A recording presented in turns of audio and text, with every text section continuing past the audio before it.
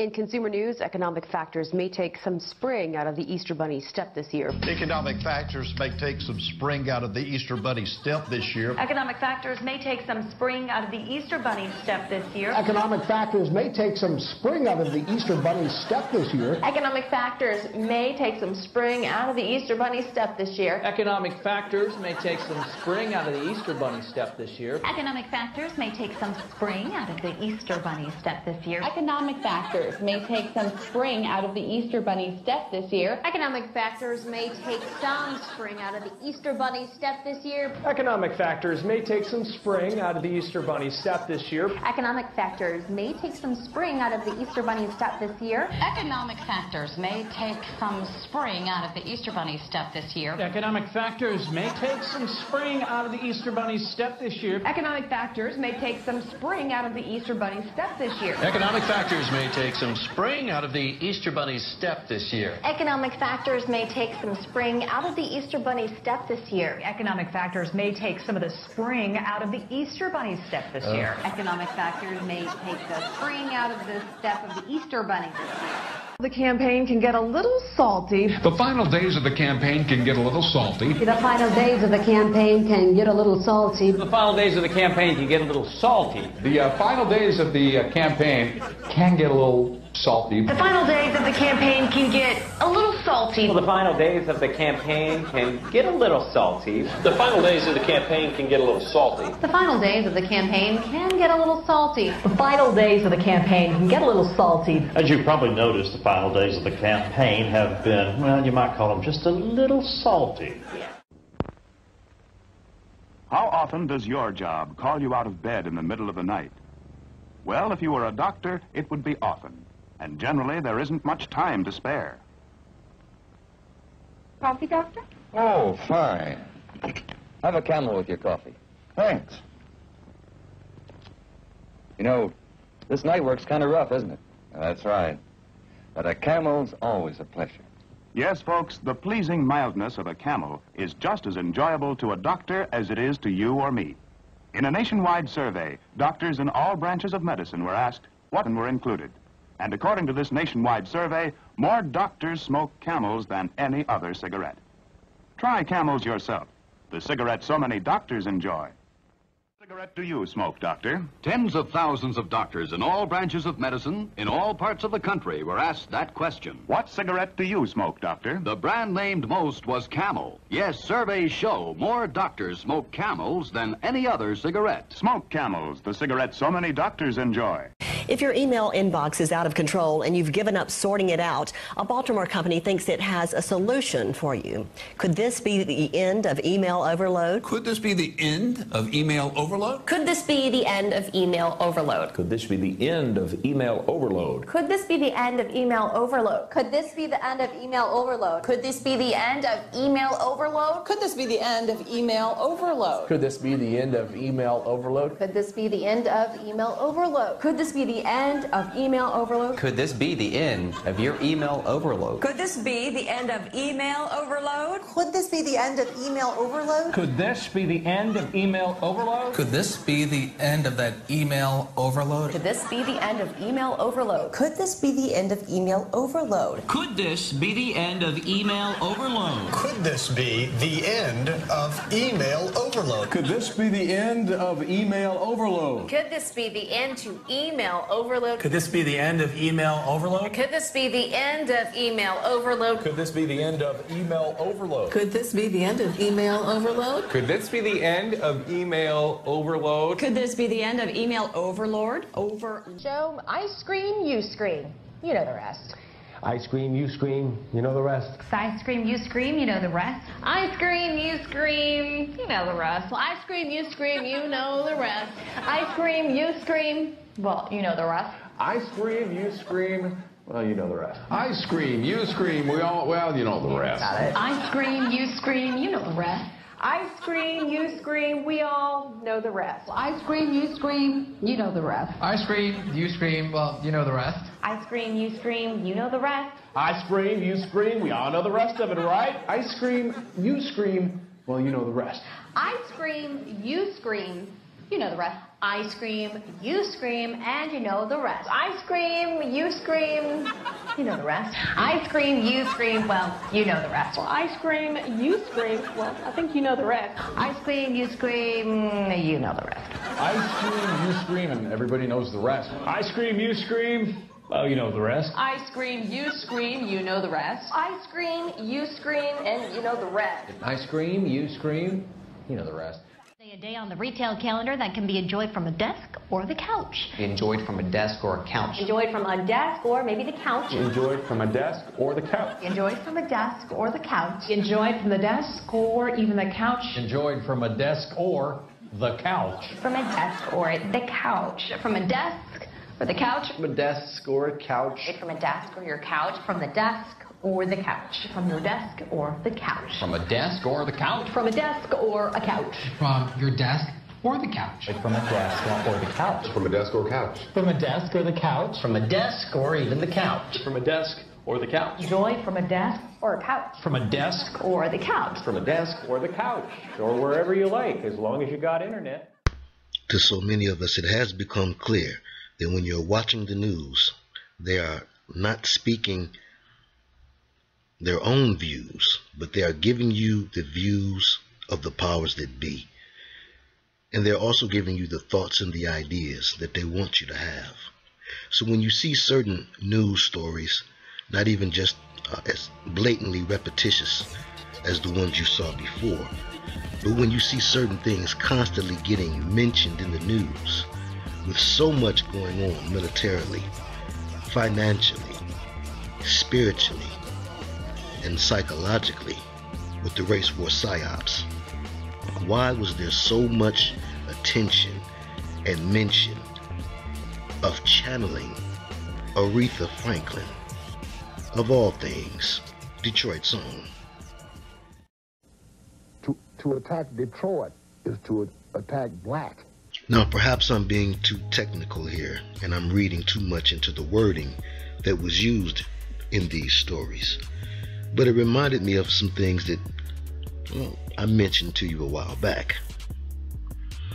And it was very odd to me to use the term channeling about someone who's not a spirit, someone who's still in the physical. And as I thought about the agenda right now, especially the black and white race war dynamic, the symbolic battles of dark and light that you see being played on and played up, the media and all of its outlets, sports, news, music. You're seeing in music, you're seeing a bisexual agenda being pushed, and the pink hand agenda, of course, all throughout entertainment, as we were blinded by the science that turned Bruce to Caitlyn. But even in the NBA Finals, a symbolic battle of dark and light. Well, if you've paid any attention to the musical landscape of pop music, and even of what was once considered R&B or urban or soul music, there are some interesting changes going on in the way that it's structured, in the way that it's presented, and in who is presenting it nowadays especially. And it's not a problem at all with someone sharing in or celebrating the culture of another. That's what makes this nation so great, the melting pot. It's a pleasure to go into a Jamaican restaurant and enjoy listening to the patois or the reggae music in the background. It's a pleasure to see others' cultures as a treasure.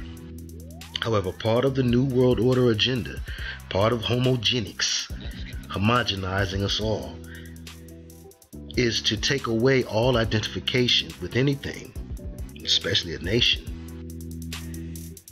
And it's interesting how the orchestrating unseen hand is trying to move us all into this gray area, a blended place for the one world race. New identities must be created and old identities that once were lost and are being revealed in the time of revelation must be negated and put in a negative light. So many of the things that were once seen as cultural, even within this great melting pot that we live in, it has become non-PC, not politically correct to say that these things are cultural. That won't happen for Irish river dance.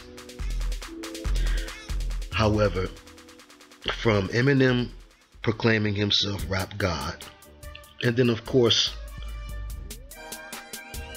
when that was done, it was done so carefully that even the very best of MCs, you know, who oftentimes are not in the best position financially, or not in good control of their career and in their image even, but a lot of the best MCs had to come out and co-sign because he is a phenomenal lyricist.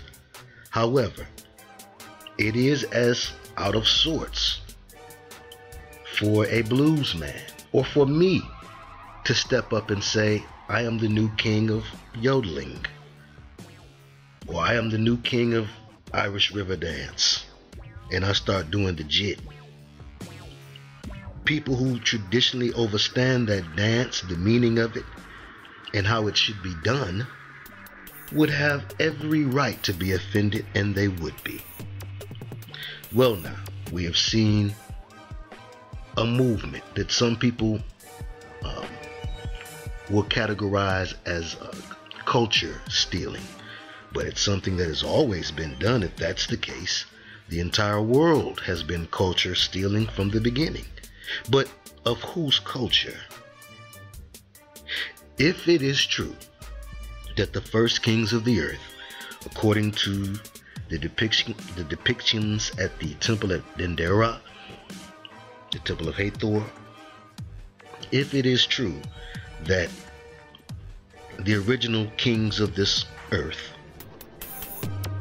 were in contact and commune with fallen angels, extra-dimensional beings, however you want to define it, the gods, the Neteru, the Anunnaki, and it is those beings that taught those original kings and the civilizations that they ruled over, then it is indeed their culture that it seems so-called African Americans, black folks, are able to emulate the best, and then to translate so that the rest of the quote-unquote human population can be able to perform these truly supernatural and occult feats that have become a part of a supernatural and occult tradition, going back to the supernatural and occult latent land of ancient Egypt called Kemet, KMT. Today, as it was in the days of Noah, there is also a most dominant influence that happens to be coming from a particular ethnicity of people that was once just simply things that were done among them when they were cut off by and large because of racism and prejudice from being able to express themselves alongside the rest of the world. We now come to understand that a lot of that comes from denial and pride and people feeling some type of way inside. Well, now there are certain things that are being brought to the light that the Almighty will no longer allow for the devil himself to hide. And it should not be a sense of pride, but it should be a sense of awareness. It is good to be aware of things that are culturally significant to you. some of you were unfamiliar with Coleman Young, perhaps for Black History, you can have one of the young men that you know around you that's still in school check out Coleman Young, because Detroit is symbolic of the Black quote-unquote American experience. That's why Motown music came out of Detroit. And although she was not signed to Motown Records, this is by no coincidence why Aretha Franklin is called the Queen of Soul, and why there's a movement now to crown a new Queen of Soul. And this movement has been going on for some time. And I believe that it is in conjunction with her biopic. And it's a strange thing that tends to happen with elder celebrities around the time of their biopic. And it seems to me that the stage is being set for that, as it is being set to keep up all sorts of psychological mind control programming in the people, but that it all goes along with the black and white chessboard dynamic. Now, what'll it be, sweetheart? Let me guess. A nice cold Pepsi. Before Barack was elected, I heard some teaching that there would be a push of what was called a neutrinoid, which would be like an unidentifiable race, and you would see them especially in commercials and as broadcasters on your news stories. And I thought that was interesting. And again, that's no knock on anyone. Don't get stuck on words. That's one of the reasons why this PC agenda has messed up communication as it is. Communication rules the nation, but now you can hardly say what you want to say without people getting stuck on words. We understand what's the big deal. The big deal is to remove all identification by anything other than what the New World Order wants to identify you by. That is, any nationality, any ethnicity, your gender, your religious beliefs. All of these things are to be homogenized, smoothed out, and brought into this gray area. And that's one reason why you're seeing certain images depicted more often than others as far as ethnicities go. I wouldn't want to hear one of those crazy voices of yours, huh? Honey, you ain't heard nothing yet. Hit it, fellas.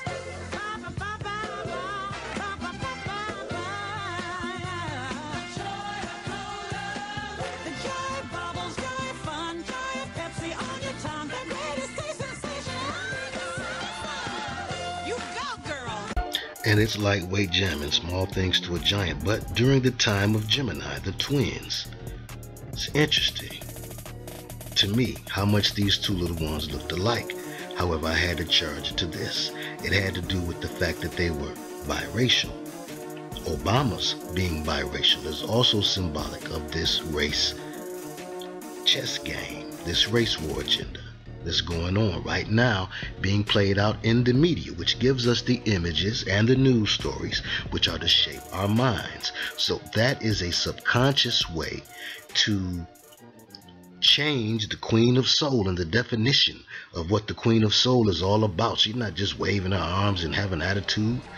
Okay, her voice was phenomenal.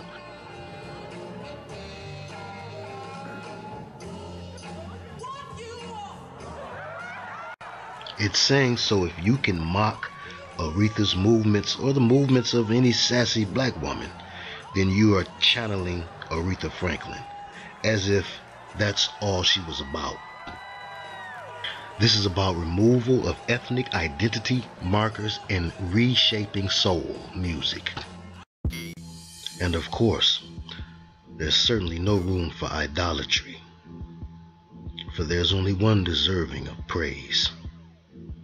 However, we do have to look at the different signs and symbols around us in the last days. For some, the mother goddess agenda, or the Luciferian feminine principle, moving forward or taking the NWO to the next level, was hard to see until, of course, ISIS rose from out of the Middle East. This is yet another example. An apparent and symbolic sacrificing of a mock queen to the actual illuminated ones. Perhaps a real queen to soul music lovers. Overstand. Our next performer has long been recognized as having one of the finest voices in American music. She's been accorded every honor the music industry has to offer. Nominated for Best Female R&B Performance, here's Aretha.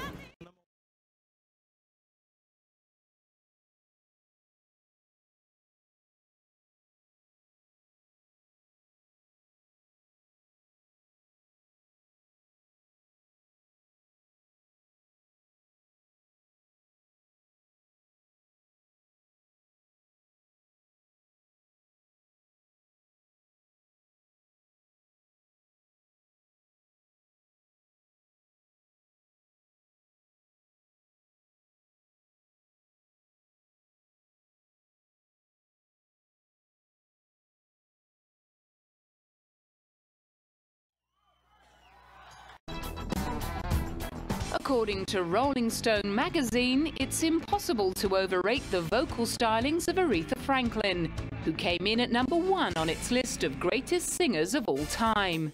Often referred to as the Queen of Soul, the daughter of a Memphis Baptist minister has won 20 Grammys and released 20 #1 singles, including the 1967 classic Respect, which still seems totally relevant now. Well, then it was kind of, as you say, a woman's anthem, a battle cry, a mantra. But everyone wants respect. Everyone needs respect, from the young to the very old, and in the middle, male, female. We all want respect, and we all want to be appreciated. So it pretty much means the same thing to me now that it did then. In her late 60s, with Lifetime Achievement Awards coming at her from all sides, Aretha's resurgence in profile started with the 2007 release of a duets compilation, which featured her collaborations with the likes of Frank Sinatra, Annie Lennox, Whitney Houston and Luther Vandross. And she intends to keep singing. Oh, absolutely. Music is my thing. That's who I am. I'm in it for the long run, so I'll be around singing what you want, baby, I got it. You will note how many times she is offered to abdicate the throne. When is she going to give it up to the next queen? Come on, put your hands together. Are you ready for the queen? Ladies and gentlemen, the Queen of Soul herself, Miss Aretha Franklin!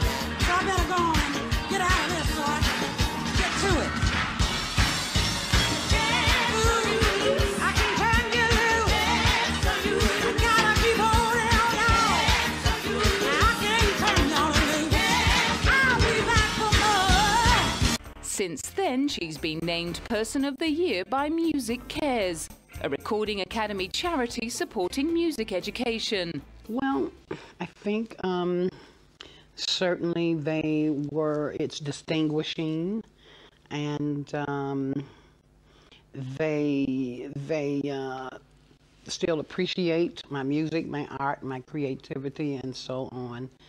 And I'm just thrilled. Just really thrilled.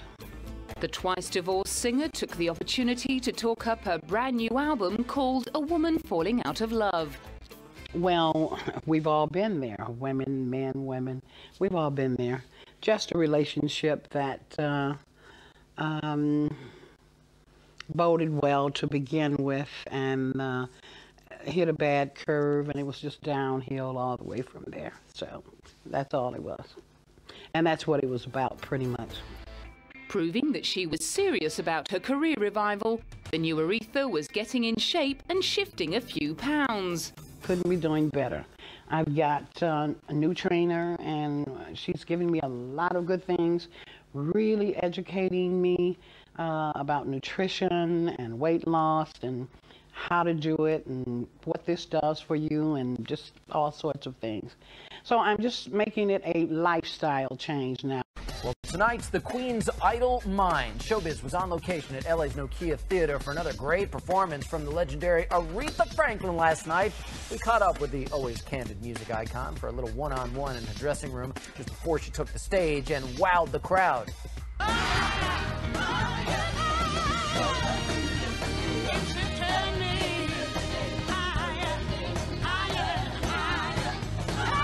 I think she just gets better. Just an amazing performance. But we had to ask, with Mariah now in at Idol, where does that leave the Queen of Soul, who, quite frankly, made it very clear that she would love to fill one of those coveted judges' seats?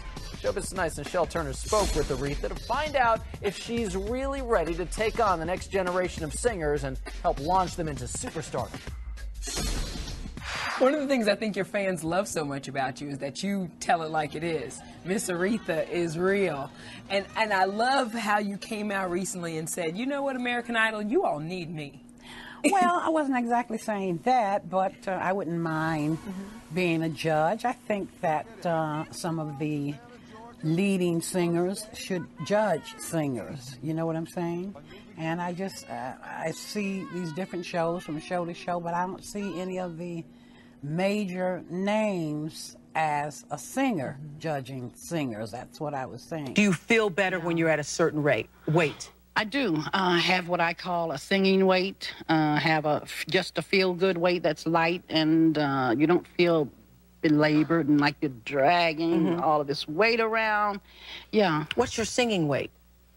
About, well, I like, you can sing at any weight, but I particularly like about 160. Really? Yeah.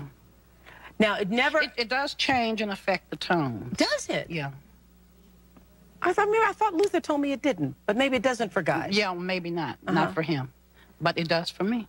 I hear the difference. In your own voice? Yeah. The weight goes up and down? Aretha talks about a lot of different people in the book. Smokey Robinson, for example, you say is my forever friend. Grew up down the street. Yeah. Y'all used to sing together on the street? Not really, but before Smokey became the Smokey Robinson and the Miracles, he and my brother were best friends, Cecil, and they used to come by and show Irma, my sister, and myself their routines. They knew that we were big fans of the Flamingos, so they wanted us to see and critique their routines, and we would give them little tips, and we'd tell them, no, don't do it like that, move like this, don't do that, do it like this, you know, that kind of thing. Diana Ross and the Supremes and the Four Tops and Jackie Wilson, all of them. All of you guys are in the same neighborhood together. Yeah, and be careful, don't touch me up top here.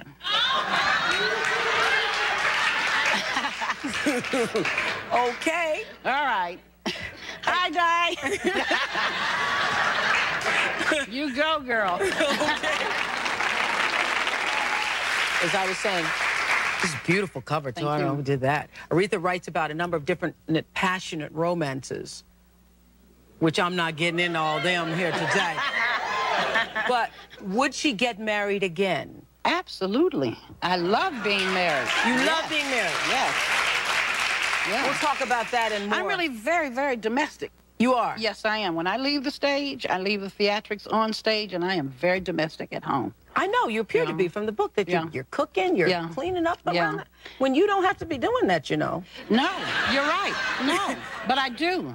You can have somebody make you some banana pudding. Yeah, you just, some things you don't feel like other people can do in the way that you want it done. So I do my own thing. The Queen of Soul, Aretha Franklin, has been in the news quite a bit recently about everything. Her health, who would get the coveted role to play her in the movie version of her life, and many more things. Well, Miss Franklin invited me to her hometown of Detroit.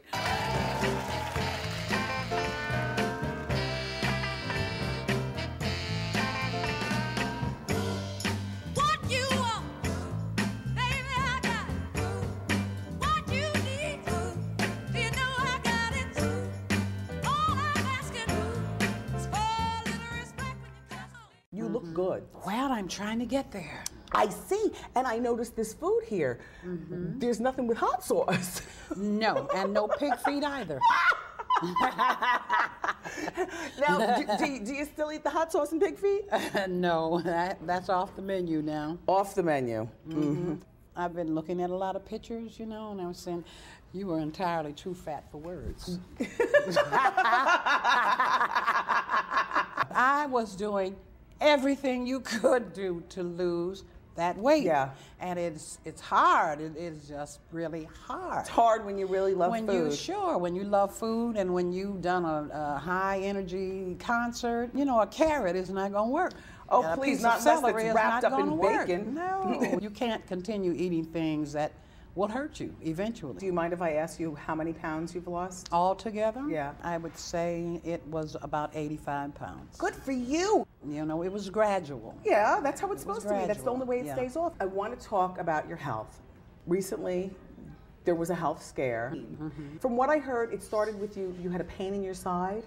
Yes. That was my first inkling that something was not what it should be. Mm-hmm. The pain was so hard, though, it almost brought me to my knees. Mm-hmm. And then maybe a month or so after that, I was in Boston in concert, mm-hmm. and then I got another pain in the side. Mm-hmm. So I said, the concerts are over.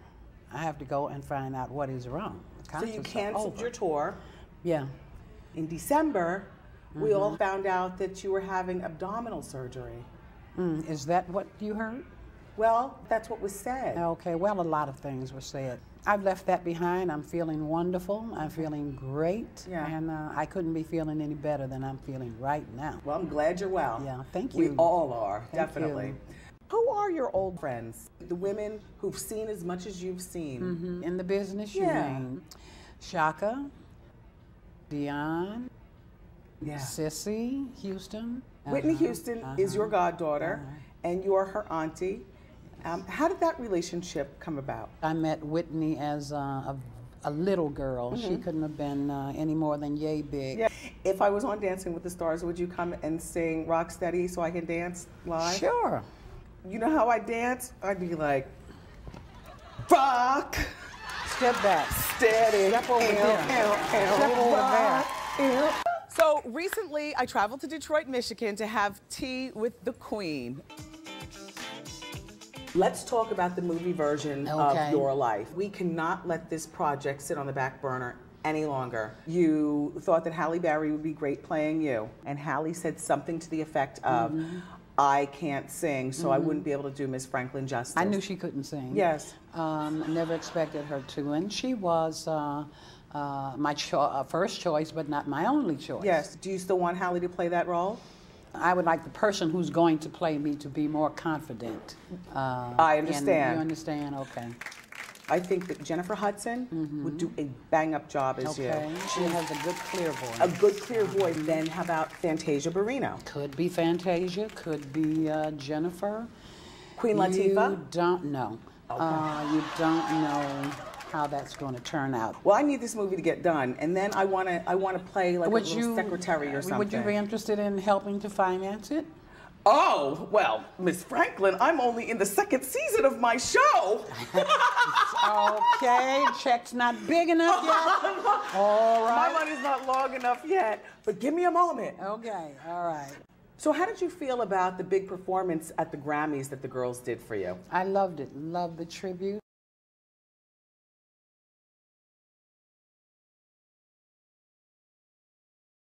I was sitting in front of the TV when it came on with a cup of banana pudding. Oh, it was wonderful.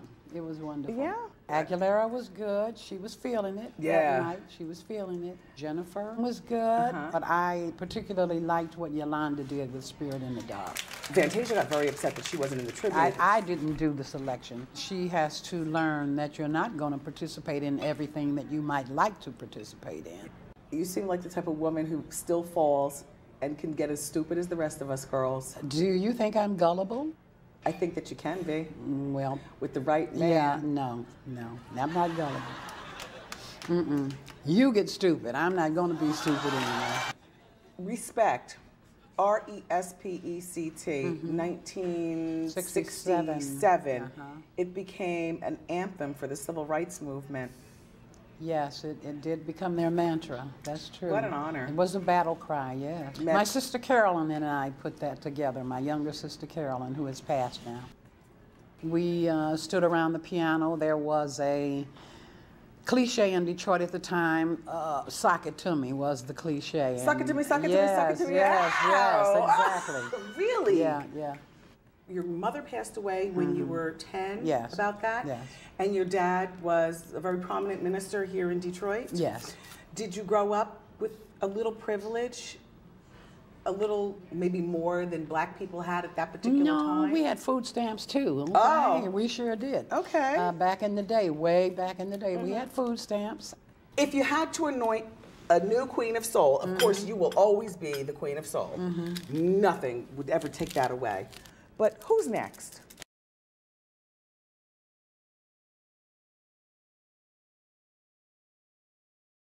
Aretha. Fair enough. None of these young girls can hold a candle to you. Aretha. My new CD, Aretha, A Woman Falling Out of Love, will be in Walmart the first week in May. It's a lot of good stuff, a lot of good stuff. There's no way I could come and meet the Queen without letting you sign. Okay. My 1968 Time magazine cover. I never thought in my wildest dreams that I would actually meet you. May I? Yes, you may. Here you go, Wellness. We can put this in my... You're keeping it? That's mine! Hey! Don't make me fight you, Aretha Franklin. You would get knocked out. What? Miss Franklin? Miss Franklin don't play. Miss Aretha Franklin.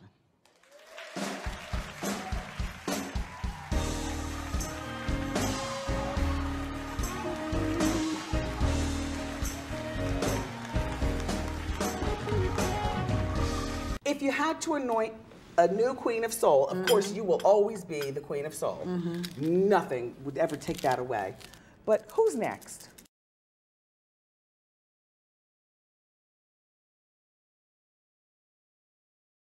Aretha. Fair enough. None of these young girls can hold a candle to you. Aretha. Now, your new album is your highest debut of your entire career on the Billboard charts. I heard that. It's 72. How does it feel to have such a high charting album at this stage in your career? Absolutely wonderful. Whoa! And what do you think people are responding to with this album? What made them decide to, to go out there and buy it? Well, I don't know. We've got some great titles of things that Mr. Davis presented to me and gave me a list of the singers and the songs, and I'm doing People, Streisand. I'm doing Midnight Train to Georgia, Gladys. Doing I'm Every Woman, Shaka Khan. No One, Alicia Keys. I Will Survive, Gloria Gaynor. I'm a Survivor, Destiny's Child. So where did the idea come from to have you, an established superstar, take on the songs of some other performers? Some of them are new.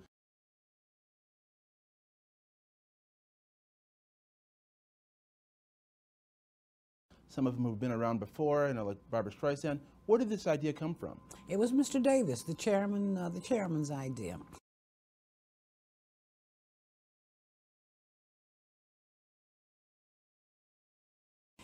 The COO of RCA, as I said, he brought the list to me. You were, I think, going to go to the Clive Davis party. Yes. It was a surreal event where Whitney's body was still in the hotel, and there was this sort of party where apparently half the room were in tears, the other half were kind of partying. What did you feel about that? I thought that was complete insanity. And knowing Whitney, I don't believe that she would have said, the show must go on. She was the kind of woman that would say, stop everything. I'm not going to be there. You know. I don't know what could motivate a person to have a party in a building where the person whose life he had influenced so enormously and whose life had been affected by her. So they were like, I don't understand how that party went on. I had Clive Davis by pure chance in here on Friday night with Jennifer Hudson, and he obviously worshipped Whitney, and I think he must have gone through agony when he heard this news, knowing it was 2 or 3 hours till this event. Right. And I think he took the decision to turn it into a tribute to her. And I understand that. I mean, he obviously was wrestling with the right thing to do. That would have been right if it really was a true tribute, and and a true tribute, might have been a truer, a more honest tribute in my opinion, would have been maybe call everybody together, let's say a prayer, and let's eat dinner and go home.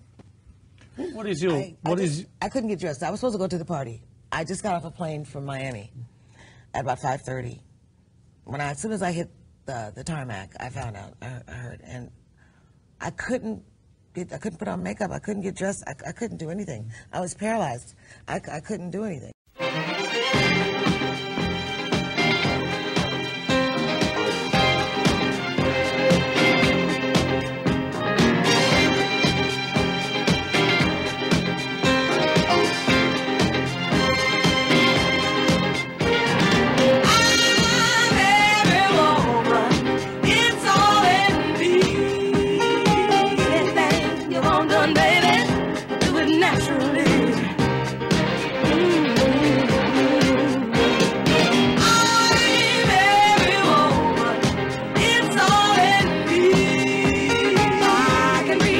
Right now, everyone from A to Z.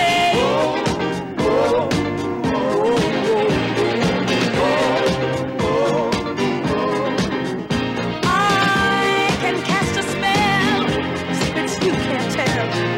Mix special brew with fire inside of you. Anytime you feel danger or fear, instantly I will appear.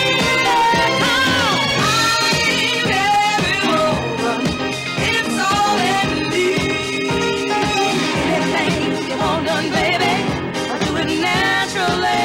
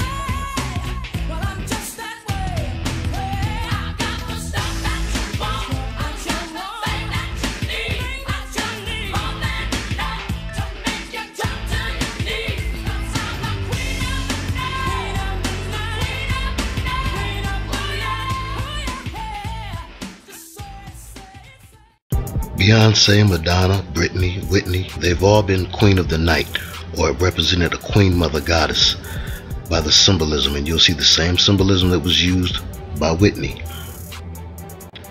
in the classic movie Metropolis.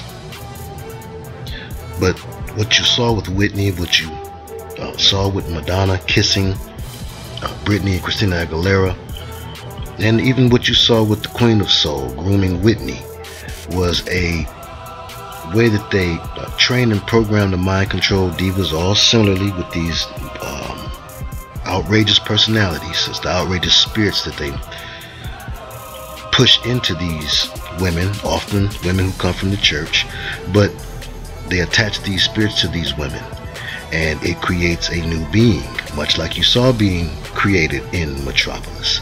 And this is symbolic of how to become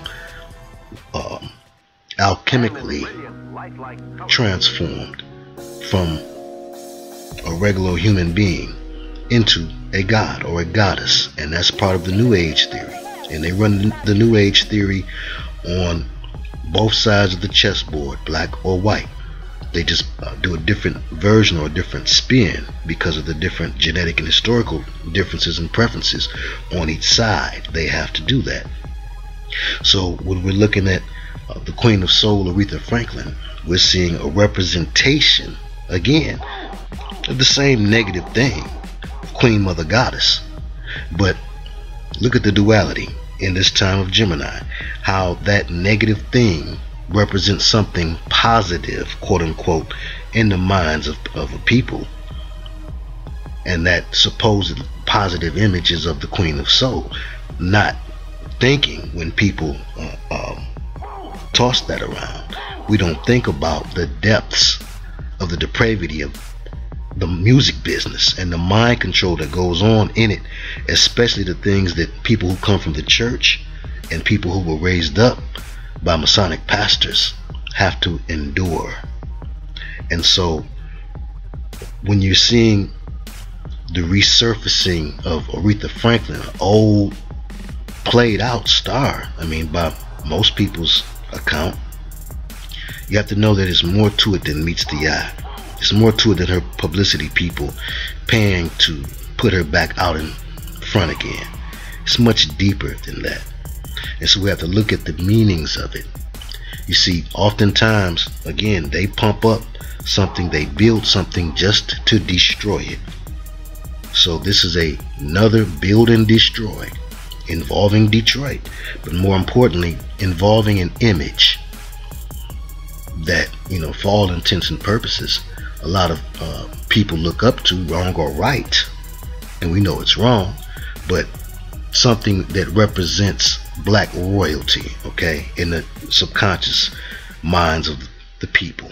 Is, you know, much as that's programming, it's still true. So it's a very strange and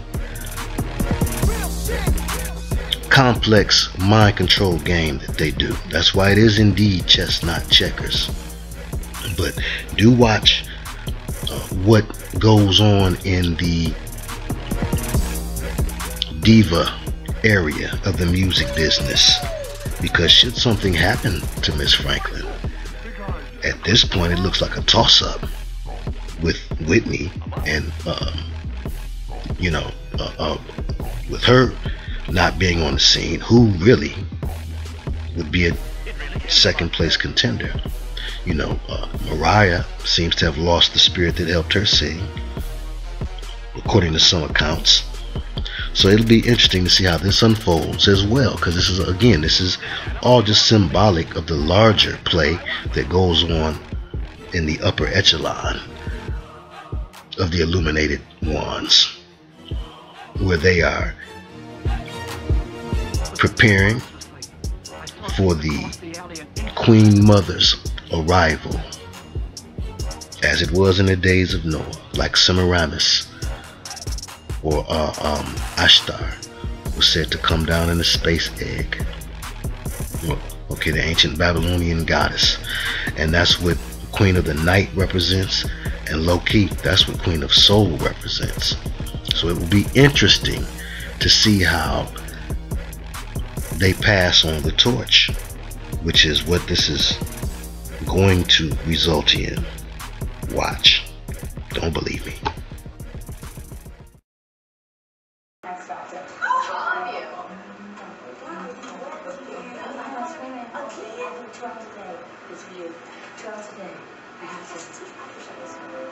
I'm just saying love it because I can't. I love it.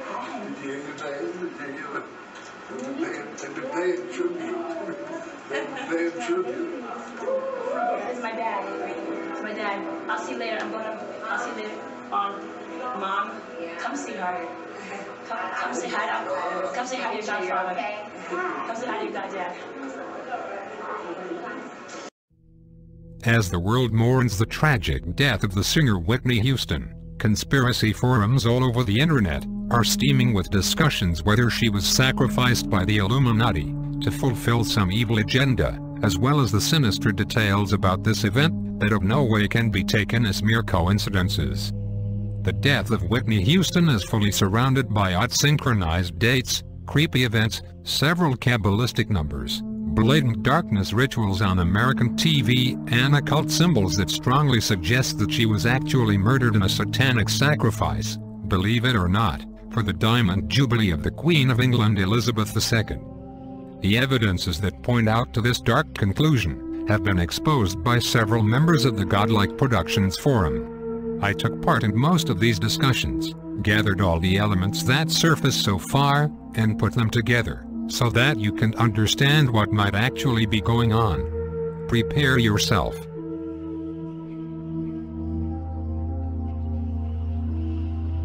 Let's start by taking a look back at Madonna's performance at the Super Bowl halftime, in February 5th. Dressing as a Babylonian goddess of darkness, she threw up a blatant occult ritual on American TV, accompanied by Mia, Nicki Minaj and dozens of dancers, dressed like pagan entities, priests and priestesses.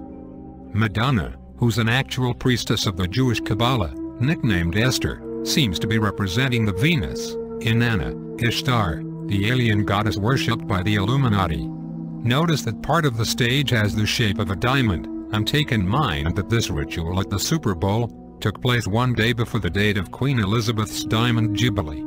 She ascended to the throne of UK in February 6, 1952. Thus, what are the odds of Madonna having performed an occult ritual for the Queen of England at the Super Bowl?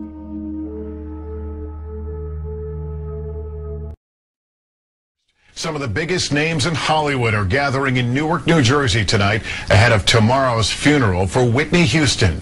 And we have an exclusive interview with one of those who will perform, Aretha Franklin. Franklin was mentor and honorary aunt to Whitney. Now she opens up to Al Roker about Whitney's talent, the troubles that came with it, and what the legend was like as a little girl. When the news broke about this, we were all shocked. How did you hear?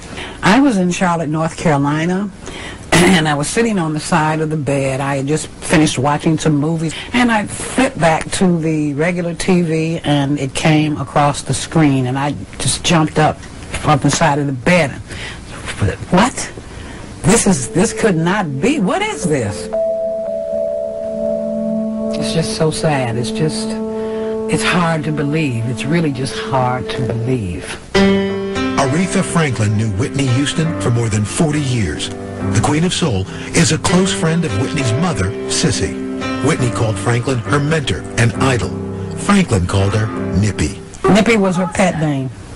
Nippy. She always called me Aunt Ree, so I was Aunt Ree.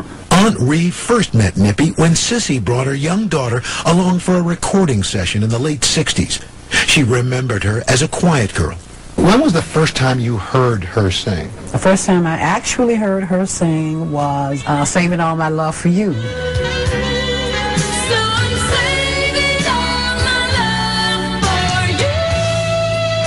And when she hit the soprano, I said, oh, this little girl can sing. Okay, Sissy's baby can sing. Did you ever have any idea that this little girl would become this? Who knew? Who knew? No one could forecast the monumental success that she had. In 1989, Franklin and Whitney recorded It Isn't, It Wasn't, It Ain't Never Gonna Be, their only collaboration.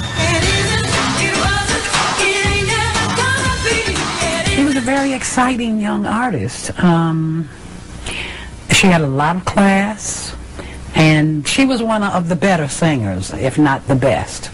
The Sissy taught her how to fight and how to be a fighter in this business. She just had it going on.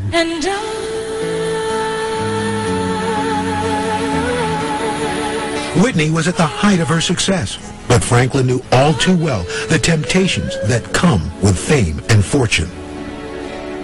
When one has as much success as she did almost overnight, and she had phenomenal success overnight. So I'm sure it was very overwhelming for her. At times you get a lot of adoration when people like you, and I think it's easy to lose sight of yourself. We've all read about Whitney's struggles, and through the years, did she ever talk to you about that, look for some sort of guidance or counseling, or just...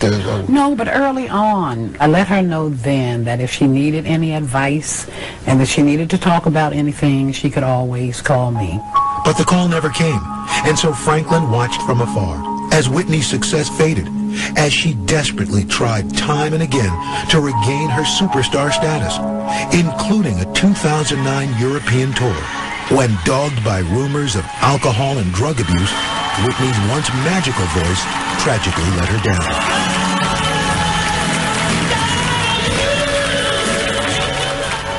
She had a number of difficult evenings in Europe. I watched that online myself. When you watched it, what did you think?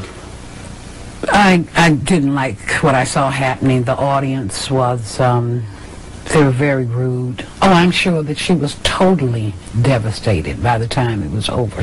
You know, when you're a singer and you can't sing what it is you want to sing, you know, when you can't give the audience what you want to give, it's very disheartening. But Franklin says she saw something else in those scenes of anguish, that fighting spirit that her mother, Sissy, had instilled in Whitney. That was still there. She stood there, let me tell you, she stood there and she, with the heart of a champion, she went through it night after night. At the end of 2011, Franklin says she finally saw hopeful signs that Whitney could resurrect her career in a preview of Sparkle, the movie Whitney had executive produced and starred in. She looked fresh, she looked healthy, and she looked gorgeous. And I thought, yes, she has conquered her challenges and she's on the way. She was on the verge of a comeback. I thought so. And then February 11th, 2012. Do you think about what her legacy is going to be? I mean, here, this collection of just unbelievable songs. Yes, certainly her body of work is going to go on for generations to come. From generation to generation, that definitely would be her legacy. But, you know, again, there's with this ending, do you think that tarnishes it at all or takes away from it? No, I don't. I don't think that we should focus on the challenges that she had, because in some way we all have challenges from time to time. Look at the character of the person and the character of the woman. Think about the hits and forget the misses. That's how the people in her hometown of East Orange, New Jersey want to remember Whitney. Radiant and humble. Let's go. Like she was when they renamed her elementary school in her honor in 1997. A superstar who had not forgotten where she came from. How are you going to remember her? As an adorable young lady, as Sissy's baby, a great artist, a very kind and giving person, very sensitive young lady. Franklin will pay tribute tomorrow at Whitney's funeral at New Hope Baptist Church. Is it kind of ironic that it comes full circle back to New Hope Baptist Church? Well, that is where Sissy wanted the service to be. Sissy decided that that was where Nippy was brought up, singing, found her voice in the church. You'll be singing at the funeral. Mm-hmm. How difficult is that going to be for you? It's not going to be easy. I can tell you that. It's not going to be easy. But Sissy asked me to, and I'm just going to try to do my best. And when she sings, Franklin believes, Whitney will smile from above, the way she always did when a song filled her heart. She had this little twinkle in her eye, though. She didn't just smile with the lips. She had this little twinkle in her eye. Since it happened, I wrote a little something with that in mind, and that was, twinkle, twinkle, superstar, we don't wonder where you are. Up above the world so bright like a diamond in the night. Twinkle, twinkle, she stood alone. I can't believe that she's gone. We thank you, Clyde, for those wonderful, wonderful memories that you have of Whitney. And you just reminded me of something. I remember sitting in a room with friends of mine, and they all said, "Girl, did you hear your cousin do the Star Spangled Banner?" I said, "Not only did I hear her do it, I was there." And when she sold 1 million copies out of the box of the Star Spangled Banner, I looked at her, I said, "Well, I guess the telephone book is next, huh?"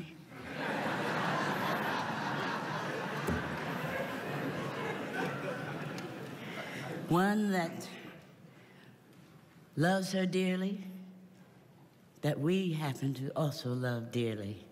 She is as much family to us as anyone could ever be. Please, Miss Aretha Franklin.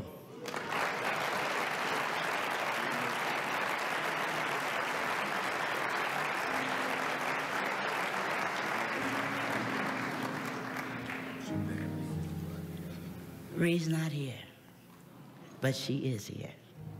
Always knew it.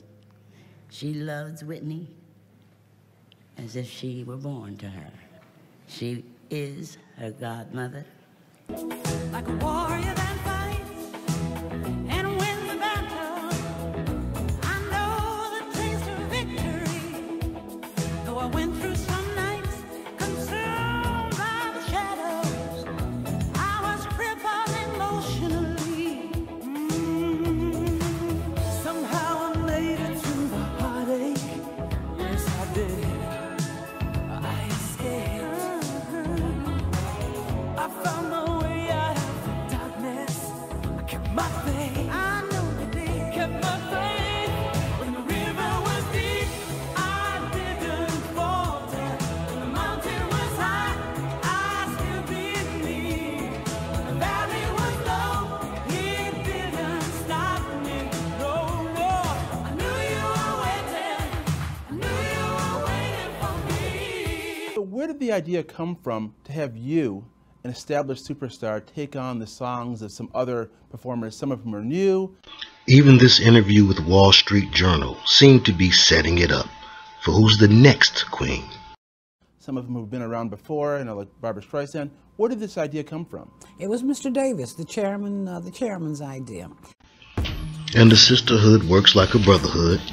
Out of respect, Whitney could never be called the Queen of Soul, but she took a queen title, the Queen of the Night, and made it official in her Hollywood debut.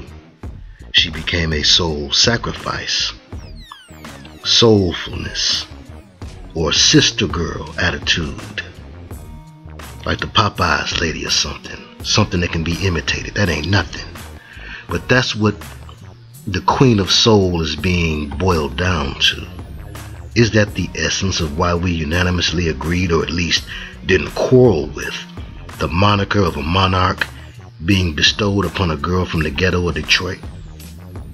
Someone has just sample jumped to it for a super weak pseudo-soul artist, some song called Lick My Lips, Catherine McPhee, I think. And as I was writing this, they began showing her perform on a morning show. I knew the music right off. And as with Robin Thicke, and even Bruno Mars, you have this strange revisiting of the 70s soul, but with a facelift. This follows the rap god agenda, and Detroit played its role in that. Why? Because to attack Detroit is to attack black, symbolic for black. There was even a show produced by MC Search, the Jewish half of the Golden Era's white answer to EPMD, Third Base. Though Search was from New York, he came to Detroit to be a radio personality and to produce his Best White Rapper show for VH1. And Detroit ended up inadvertently getting called the white rap capital.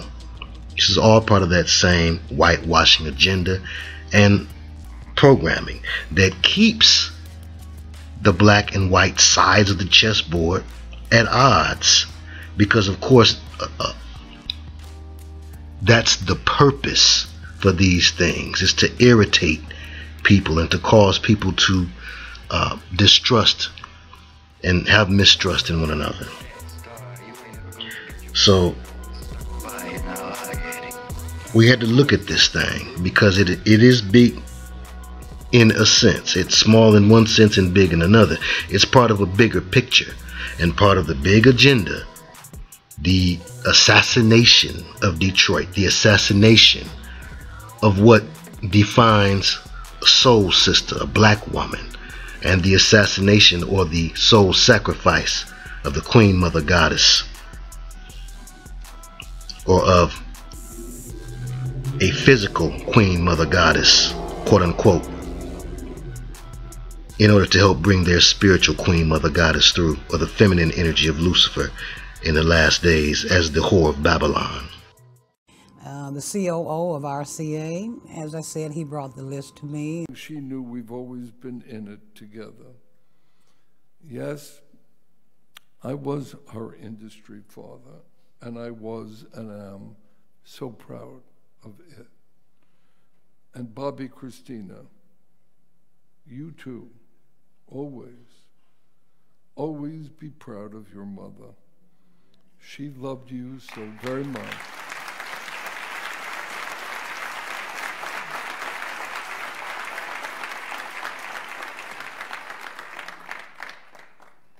She defined not only pure talent, but true heart and soul as well. She'll forever be looking after you and will never let go of your hand. So as I said earlier, last week, Whitney came by my hotel, that hotel bungalow, alone. No bodyguards, no security, just Whitney and me. And she played her new cuts from Sparkle, and I played some new music that I liked for her. It was like old times.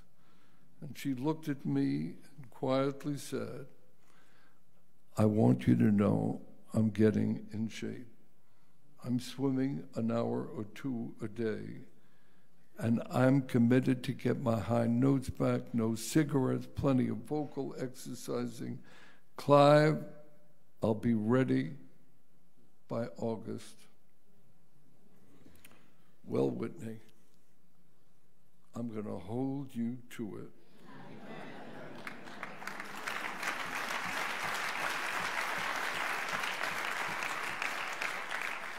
Everyone in heaven, including God, is waiting